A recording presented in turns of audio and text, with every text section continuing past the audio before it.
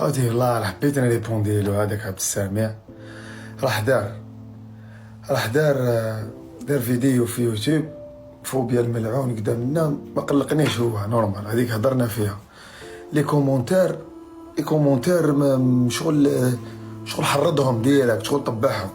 هيا قلتم بعداتك هل الرسول صلى الله عليه وسلم لعن شخصا ما، زعما كان يلعن اشخاص ليك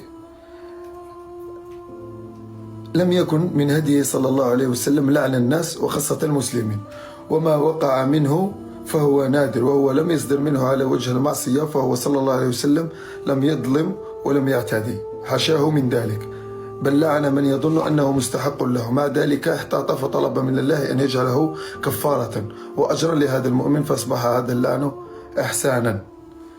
خلونا خلاص عبد السامع، ما قدرتش نهضر عليك والله غدوة ان شاء الله نفتح الاخر لي دوموند. خاوتنا شكون فاتح نلعبو نقصرو نضحكو. خاوتي والله راه حبيت نريبوندي له هذاك عبد السامع. راح دار فيديو في يوتيوب فوبيا الملعون قدامنا، ما قلقنيش، هو نورمال هذيك هضرنا فيها. لي كومونتير شغل حرضهم ديالك، شغل طبعهم. هيا قلتم بعداتك هل الرسول صلى الله عليه وسلم لعن شخصا ما، زعما كان يلعن اشخاص ليك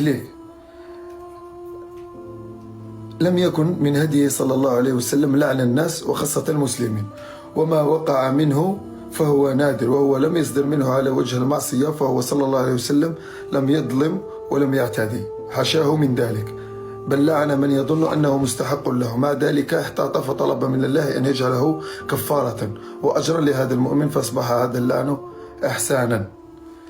خلونا خلاص عبد السامع، ما قدرتش نهضر عليك والله غدوة ان شاء الله نفتح الاخر لي دوموند. خاوتنا شكون فاتح نلعبو نقصرو نضحكو.